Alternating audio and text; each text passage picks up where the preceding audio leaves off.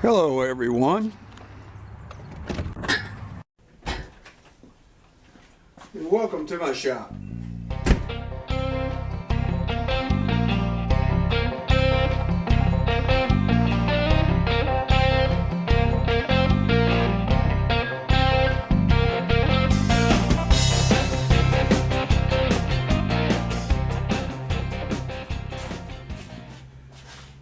Alright, well welcome.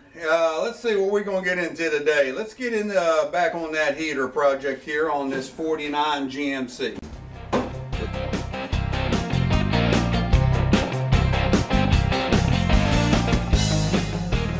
Alright, I'm going to try to get everybody caught up in case some of you all are new to the channel, or if some of you old timers have done forgot what we're doing, which is easy to do to us, you know.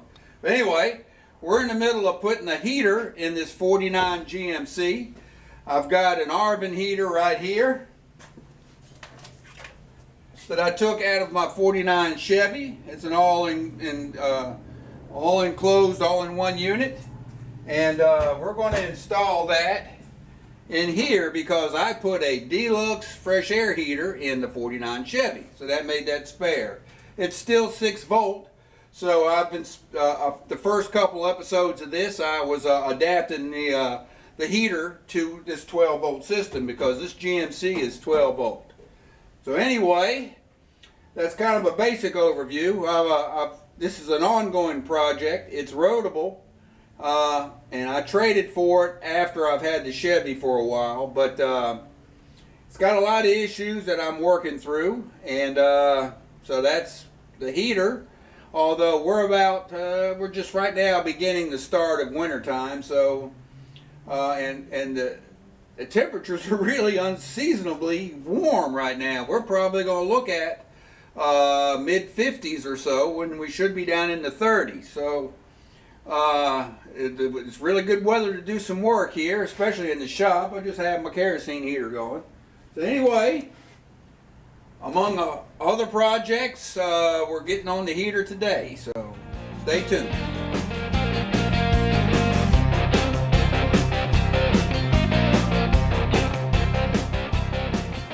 Alright, a little close up. The heater's ready to go in.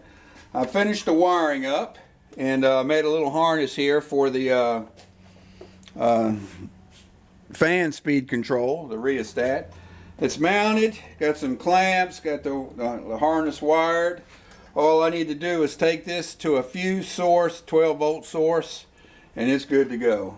So what I need to do now is I'm going to make up a template on this for the 3 bolts, mounting bolts, and the 2 water lines, so I can know where to put the holes at in the firewall.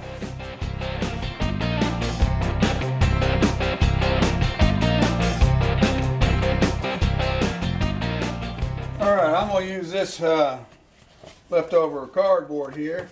Actually, end table box or something, I don't know. But anyway, I'm going to use it as to start making my template. Let's see here. I'm going to kind of guesstimate there and there. And the 2 main things I want to get marked is my 2 water lines. Alright. Now I get them kind of cut out, and I can have a better idea of what I'm dealing with. So anyway,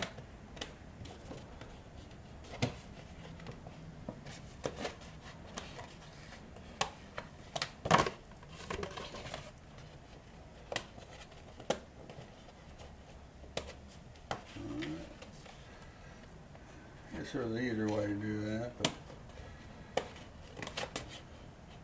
this is working.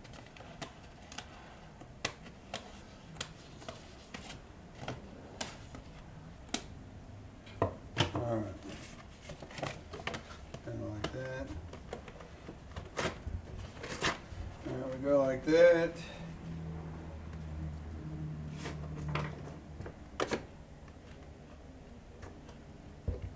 That 1 screw hole there, and that one there,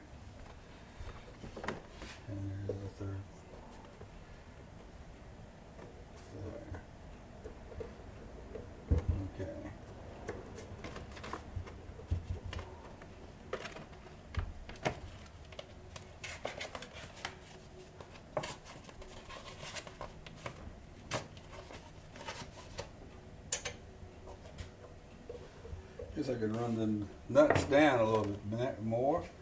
Let's do that. Look, they're 7/16.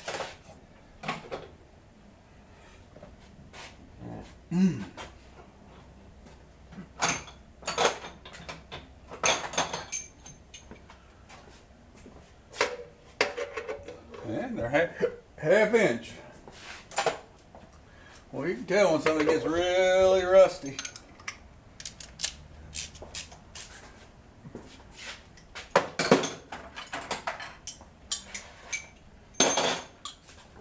You know, sometimes I forget some of these good tools I have. You know? Let's take them off. I know you all use them battery powered stuff. This is a manual from back in the day. Believe it or not, this was in case well, I know most everybody watches this are about my age, so they know what this is. But it's actually called a speed wrench. Huh. You know, I remarked before that I'm just about at the age of here in about, well, 4 months I'll be going on Medicare, and they are wearing me out. Whew. I don't know why. I mean, they must think I got some dough or something. Ain't no money around here. So anyway, so let's get this down here. All right, there we go. There's my main things. So I'm going to trace around this because I want to kind of make it the dimensions right. Got a black Sharpie here. You know, that's a black. I better go with this red one. All right, because that's a black section I'm trying to mark through. All right, and here, all the way. Okay.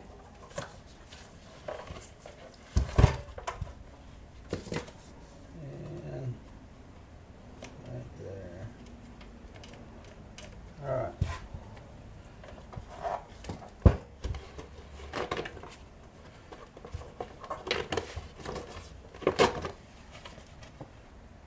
Good deal. All right. So here's my template.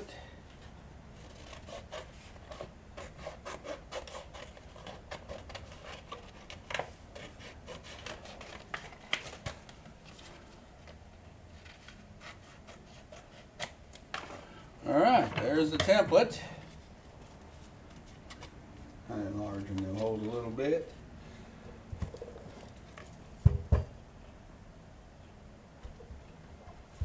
It's like rusty water.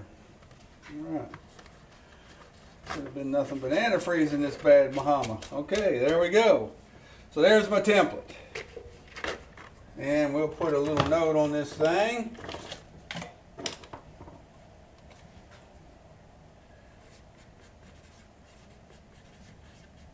Engine side. Okay. All right. So there we go. So that's part of the deal. Let's see where we can find a mount up spot inside the truck.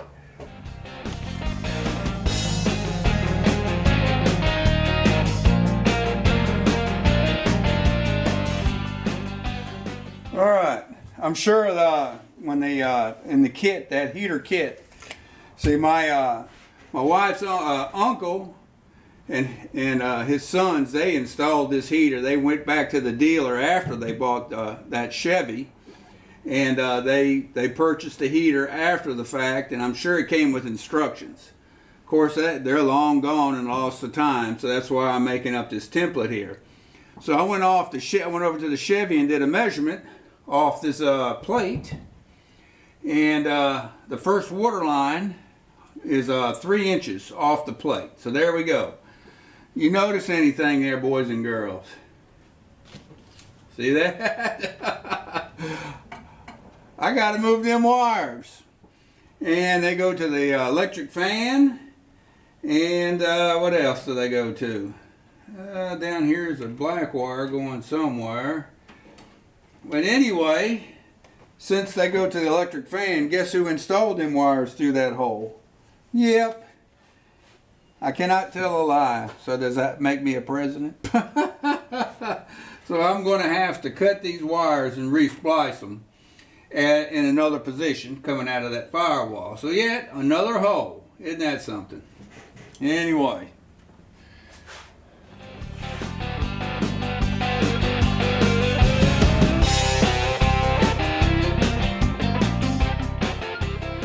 All right. Well, after going back and forth, I had having the luxury of the Chevy that had this heater in it. I went back and made sure I was my holes were lining up, and this hole here, which appears to be, it's so clean, a factory hole, I'm reusing it. It's at exactly where I want it for one of the water lines. So I need to drill a hole here for the other water line, and then a hole here, and then a hole right here for the bolts. So, and I'm satisfied with that, and so that's what we're going to drill. There we go.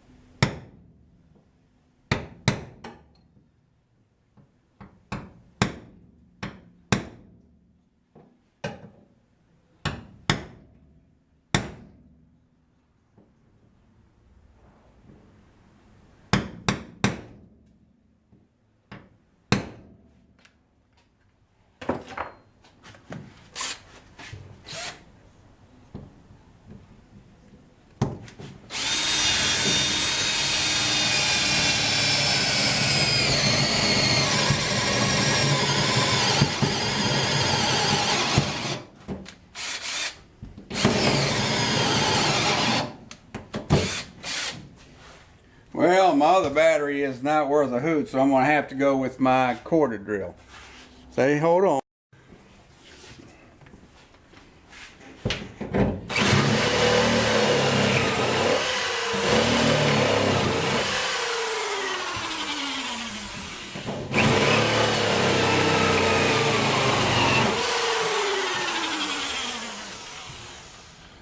That's the insulation burning in there.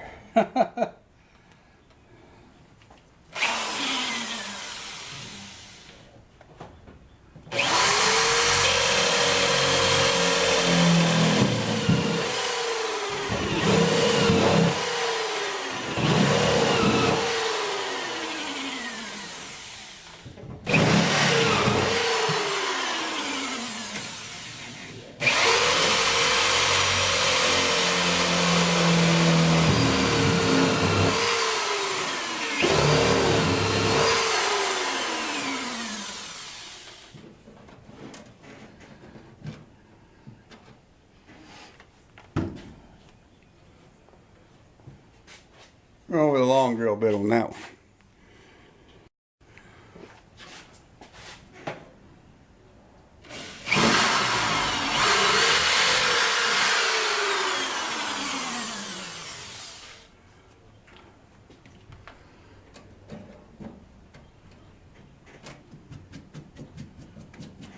All right.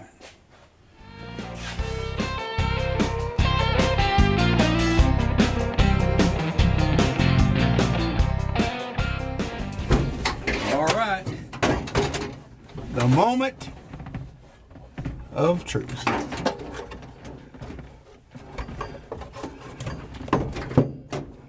I gotta drill that hole bigger. I thought I was. All right, come back. The moment of truth, part 2.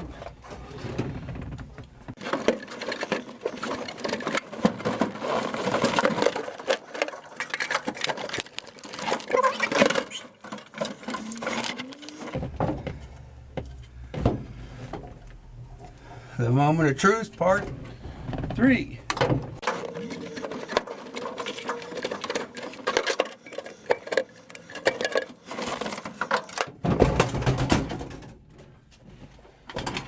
Well, deuces.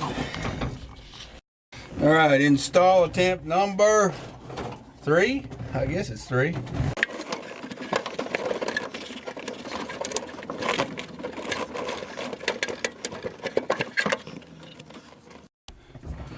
All right, install attempt number 5. Well, that one's going in.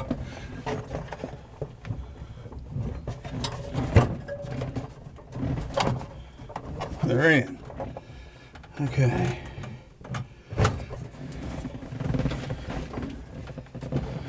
I need a way of, should have thought this through, Dave. Had a way of holding that sucker up there.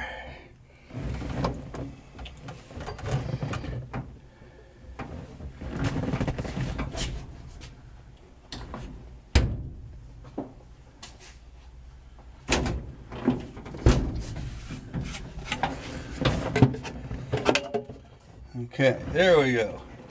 All right. All right. And you can see here on the, here's my 2 water lines, my 3 bolts there. All right. All right. Let's put some nuts and washers on.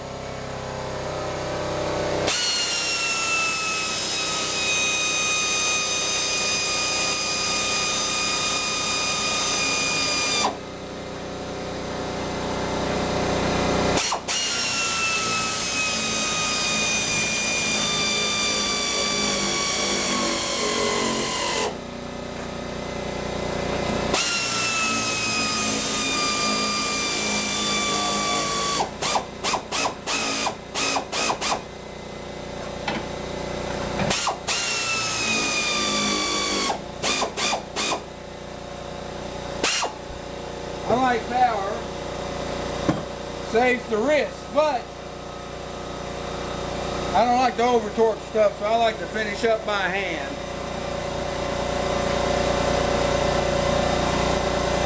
I like to get that feel.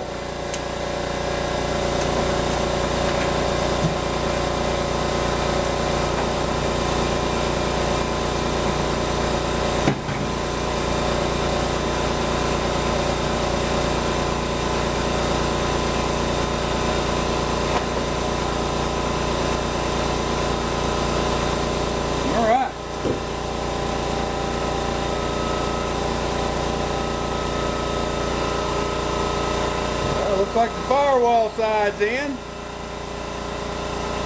Go peep out what it looks like on the inside.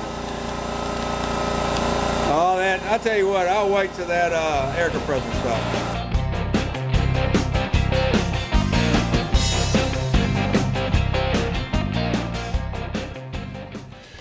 All right, here she is, installed.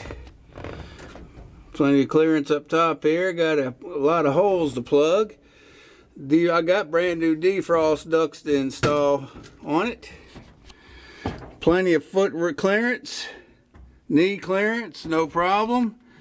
And I'll wrap the wiring around and carry him over. And he'll go about right here. And he'll stick out a little further. Put him about right there. All right. You know, and I'm going to put, now I'm going to study up. I did some research, and it seems like all I have to do is just cut the water off on one leg, like originally on the 6 cylinders. But I'm not 100% positive with these small block Chevys.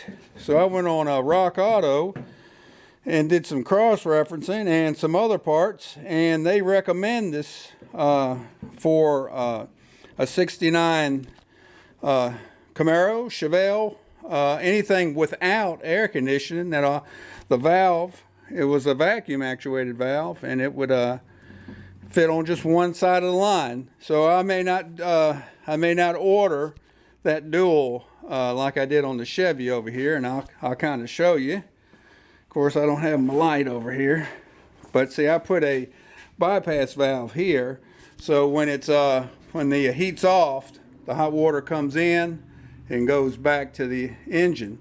It only when I open the valve does the hot water actually go into the heater. So I may do that to this too. I found out that I don't get a whole lot of heat. If there's no fan moving, there's not a whole lot of heat that comes off that heater, even though there's hot water going through it. So anyway, I'm gonna research that a little bit more. But the next stage looks like I'm gonna have to drain down the antifreeze, which I absolutely dislike doing. I don't know why, because I always make a mess. And I got to get that wiring fixed up back how I got it, get the switch mounted. So we're moving along, but the heater is in there and it don't look bad at all. Take a look from the driver's side. Well, got a lot of junk in the way. Let's see. No, it don't look bad at all. Haven't decided on what color I'm going to repaint this interior. I could leave it black, but I got gray seats I'm thinking about putting in it. I got two sets, and they're kind of a gray. I got a grayer, and I got a lighter brown there. I don't know how that brown's going to look next to this aqua or whatever color this is. But anyway, we're just carrying on.